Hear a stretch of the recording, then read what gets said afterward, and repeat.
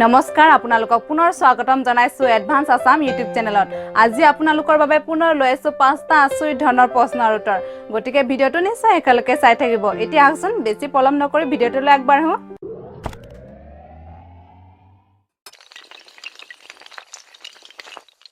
যোৱাবাৰৰ প্ৰশ্ন আছিল কোনখন দেশক শুকুলা হাতীৰ দেশ বুলি কোৱা হয় ইয়াৰ উত্তৰটো হৈছে থাইলেণ্ড প্ৰথম 10 গৰাকী শুদ্ধ উত্তৰ দিতাসকলৰ নাম আৰু ৰেন্ডমলি বাছি লোৱা 5 গৰাকী শুদ্ধ উত্তৰ দিতাসকলৰ নামবোৰ হ'ল এনে ধৰণৰ উদিত দাস আনন্দ পাত্ৰী সপ্ৰাতিপ উপাসনা হৈতজিত কলিতা ৰুবুল মৰাণ এএছ সপুন কলিতা সীমান্ত কোঁৱৰ গুপসুপ উঠ ৰিদীপ নগেন বৰা পৰাণ মণ্ডল মধু হাজৰিকা অমল জ্যোতি গগৈ অনু বাৰসু আৰু সফিকুল ইছলাম প্ৰশ্ন উত্তৰ হিতানত অংশগ্ৰহণ কৰাৰ বাবে ধন্যবাদ এতিয়া আহকচোন আজিৰ ভিডিওটো আৰম্ভ কৰো 1 নম্বৰ প্ৰশ্নটো হৈছে অসমলৈ কোনে মান আনিছিল আপুনি উত্তৰটো জানেনে জানে যদি উত্তৰটো কমেন্ট কৰি জনাবচোন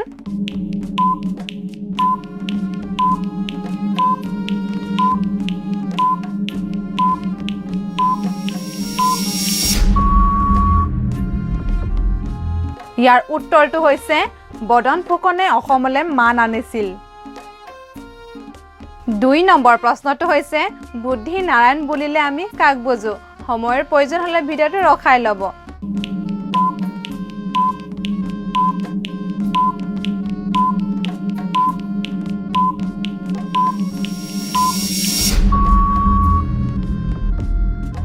ইয়াৰ উত্তৰটো হৈছে প্ৰতাপ সিংহক বুদ্ধি নাৰায়ণ বুলি কোৱা হয় 3 নম্বৰ প্ৰশ্নটো হৈছে প্ৰতাপ সিংহৰ আন এটা নাম কি আপুনি যদি উত্তৰটো জানে মোৰ উত্তৰটো নুচাৰ আগতে আপোনাৰ উত্তৰটো কমেন্ট কৰি জনাবচোন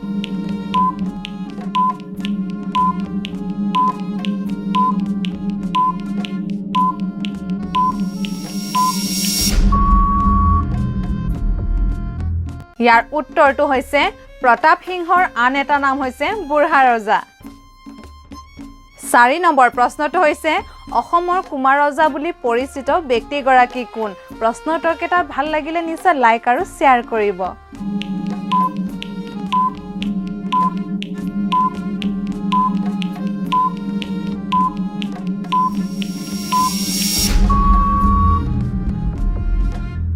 ইয়াৰ উত্তৰটো হৈছে ভাস্কৰ বৰ্মনক অসমৰ কুমাৰ ৰজা বুলি কোৱা হয়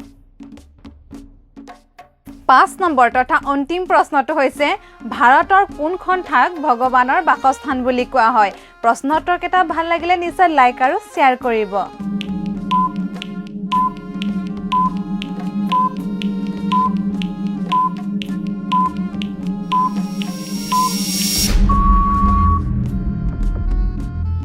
ইয়াৰ উত্তৰটো হৈছে পয়াগ হয় পয়াগক ভগৱানৰ বাসস্থান বুলি কোৱা হয়